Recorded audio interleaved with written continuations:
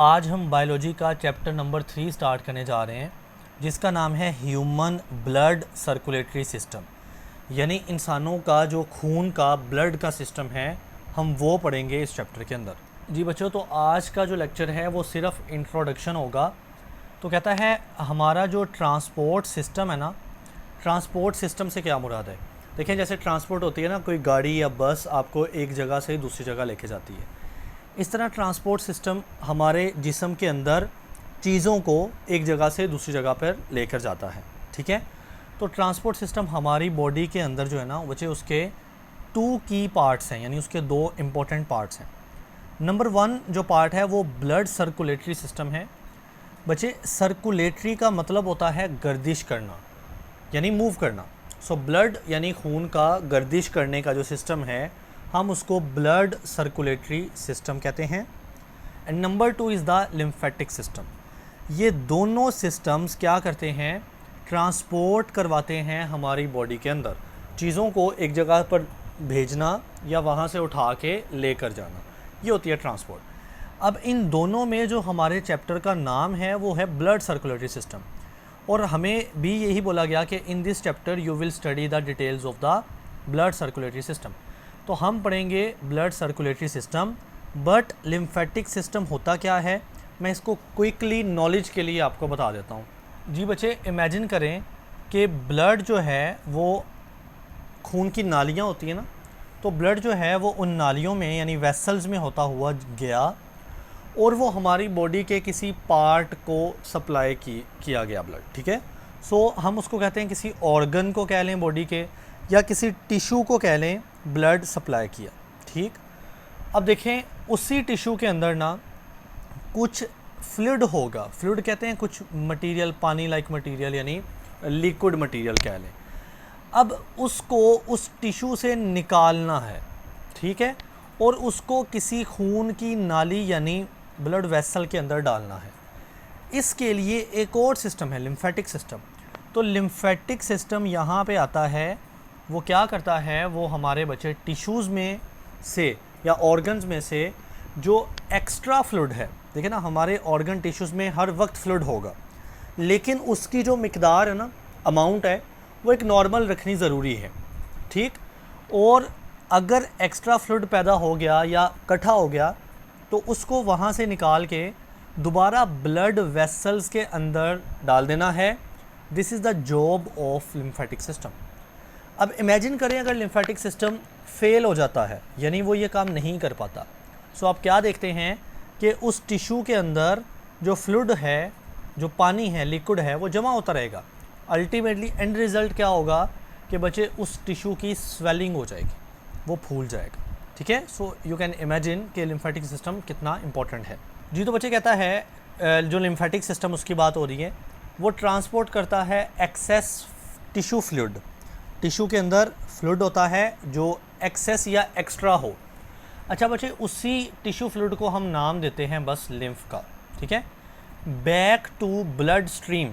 Blood stream का मतलब ही होता है खून की नाली, ठीक, यानी ब्लड वेसल्स। तो बैक टू ब्लड वेसल पहुंचाना है किस चीज़ को, एक्सेस या एक्स्ट्रा टिश्यू के अंदर मौजूद फ्लूइड को। अब फेलियर की बात करें, अगर ये लिम्फेटिक सिस्टम हमारा फेल हो जाए तो क्या होगा, एंड रिज़ल्ट यही है कि स्वेलिंग हो जाएगी। ठीक है जी बेटा, बैक टू द टॉपिक। हमने जो अपना ह्यूमन का ब्लड सर्कुलेटरी सिस्टम पढ़ना है ना, आपको याद रखना है कि उसके 3 पार्ट्स हैं, यानी हमारे ब्लड के सिस्टम के 3 पार्ट्स हैं। नंबर 1 ब्लड है, जो खून है वो खुद एक सिस्टम का पार्ट है। नंबर 2 हार्ट, क्योंकि दिल के पास ही खून ने जाना है, दिल ने पंप करना है, खून ने दोबारा बॉडी में फैल जाना है, तो heart is the second most important component या पार्ट। ठीक, और नंबर 3 है ब्लड वेसल, क्योंकि खून ने वेसल्स या नालियों के अंदर बहना है, तो ये भी सबसे इम्पॉर्टेंट 3 पार्ट्स में से एक है। ठीक हो गया, अब हम स्टार्ट करते हैं। इंट्रोडक्शन के अंदर ही हम ये छोटा सा टॉपिक पढ़ेंगे 3.1, जिसका नाम है ब्लड एंड इट्स कंपोनेंट्स, यानी ब्लड के अंदर क्या क्या मौजूद है। ओके, सो कहता है कि blood is a type of connective tissue. तो ये MCQs है, आपसे पूछा जा सकता है कि ब्लड कौन से टिश्यू की टाइप है। अब बच्चे, इस लेवल पे यानी मैट्रिक लेवल पे मैं कनेक्टिव टिश्यू की डिटेल आपको नहीं बता सकता, क्योंकि सिलेबस का पार्ट नहीं है। लेकिन एक बात ज़हन में रखनी है कि ब्लड चूँकि पूरी बॉडीज़ के हिस्सों को कनेक्ट कर रहा है, पूरी बॉडी के हिस्सों को, जैसा कि ब्लड आप कहीं भी देख लें बॉडी के अंदर ब्लड मौजूद होगा, यानी एक कनेक्शन का काम कर रहा है। तो आप ये जहन में रख लें, लेकिन ये डिटेल नहीं है।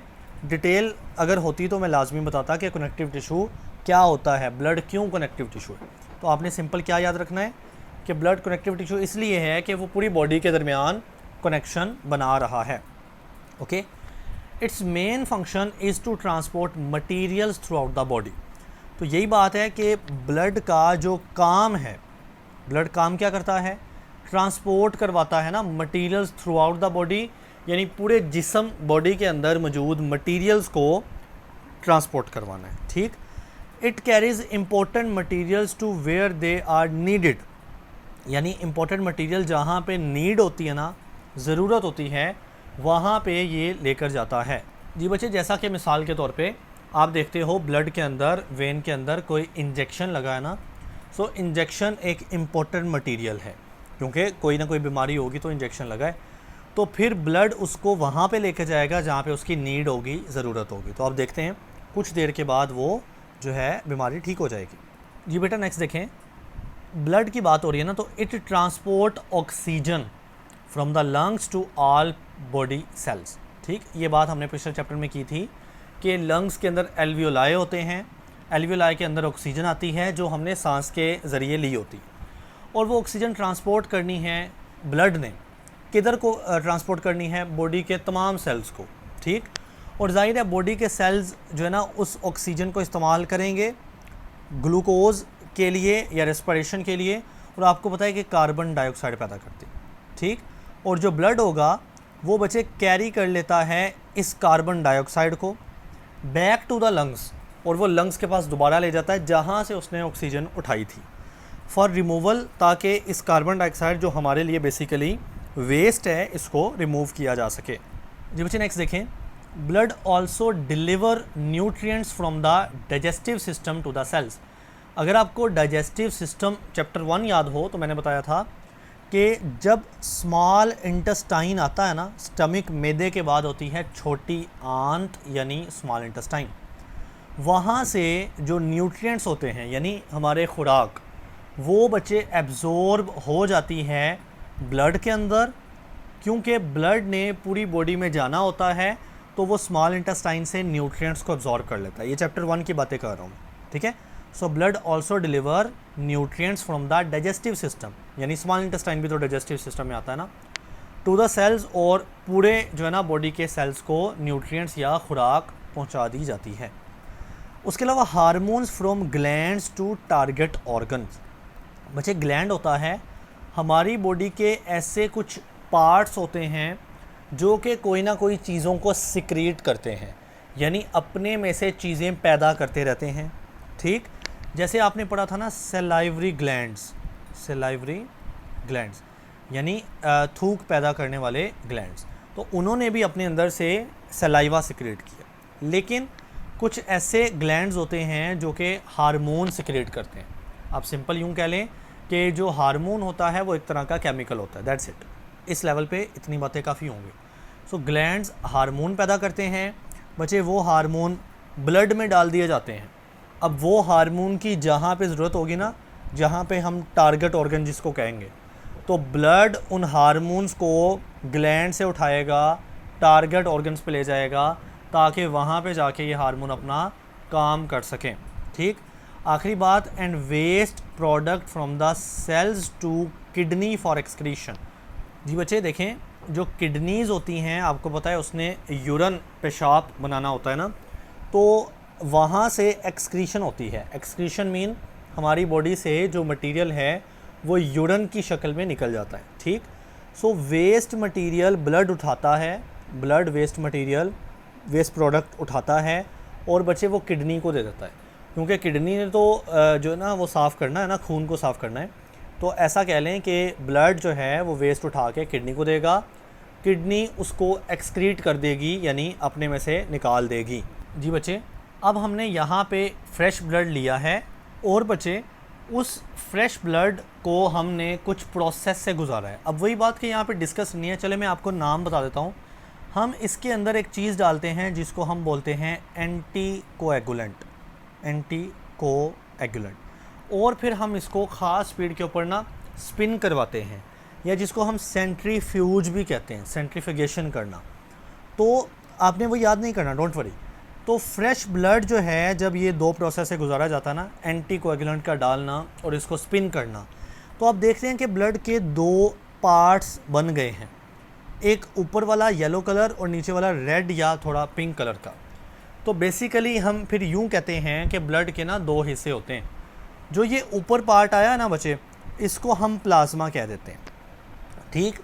और जो नीचे पार्ट आया है वो ब्लड के सेल्स होते हैं, ब्लड के अंदर भी सेल्स मौजूद होते हैं, और कुछ सेल लाइक बॉडीज़ होती हैं, मतलब कुछ ऐसी चीज़ें होती हैं जो सेल लाइक, सेल की तरह की होती हैं। एग्जैक्टली हम उनको सेल नहीं कह सकते। सो क्या है कि जो प्लाज्मा है, जो ऊपर ठहरा है ना, वो 55% है ब्लड में, यानी टोटल ब्लड अगर 100% लिया जाए तो उसका मोर देन हाफ कितना बनता है, 50%। तो मोर देन हाफ यानी 55% बेटा प्लाज्मा है, और 45% जो कि लेस देन हाफ बनता है वो ब्लड के सेल्स हैं, और कुछ सेल लाइक बॉडीज़ हैं, यानी सेल की तरह की बॉडीज़ हैं। ओके, अब सवाल पैदा होता है कि ब्लड का जो मेजर हिस्सा है प्लाज्मा, उसके अंदर क्या क्या चीज़ें मौजूद हैं। तो पहली सबसे ज़्यादा चीज़ 91% वाटर है, यानी अगर आप सिर्फ प्लाज्मा की परसेंटेज देखें ना तो उसका 91%, यानी अगर प्लाज्मा को ही अकेला समझे, प्लाज्मा को ही मैं टोटल 100% मान के चलूँ, ठीक। ब्लड के अंदर तो ये 55% है, लेकिन अगर सिर्फ प्लाज्मा का जिक्र करें, उसको स्टडी करें, तो टोटली प्लाज्मा हम पढ़ रहे हैं ना, तो उसको 100 ही मानना पड़ेगा। अब उस 100 का 91% क्या है, वाटर है, ठीक है, यानी मेनली ये पानी है। उसके अलावा इसमें प्रोटीन्स होती हैं 8%, अदर चीज़ें होती हैं 1%। डोंट वरी, अगला जो यहाँ पे लॉन्ग आ रहा है ना, ब्लड प्लाज्मा, उसमें आप सारी परसेंटेज को अच्छे से डिटेल में देखोगे, ठीक। और जो ब्लड सेल्स है ना बच्चे, वो 2 तरह के होते हैं बच्चे, एक होता है वाइट ब्लड सेल और एक होता है रेड ब्लड सेल। आप देख रहे हैं कि अगर मैं सिर्फ सेल्स को कंसिडर करूं या सेल लाइक बॉडीज़ को कंसिडर करूं, तो मुझे जाहिर है सिर्फ उसको 100% मानना पड़ेगा ना, क्योंकि मैं सिर्फ उसको डिस्कस कर रहा हूँ। तो उस 100 में से 99.1% है सिर्फ रेड ब्लड सेल, यानी सबसे ज़्यादा। उसके बाद आते हैं हमारे वाइट ब्लड सेल, और ये जो प्लेटलेट्स हैं ना, यही हैं दरअसल सेल लाइक बॉडीज़। हमने देखा ना कि ब्लड के अंदर होते हैं सेल, 2 सेल्स हैं, white blood cell, red blood cells, और हमने बोला सेल लाइक बॉडी, यानी सेल की तरह दिखने वाली बॉडीज़ बच्चे, वो प्लेटलेट्स हैं। और वाइट ब्लड सेल और प्लेटलेट की कंबाइन यानी इकट्ठी परसेंटेज जो है ना, वो 0.9% है, यानी बहुत थोड़ी। लेकिन रेड ब्लड सेल बहुत ज़्यादा है, 99.1%।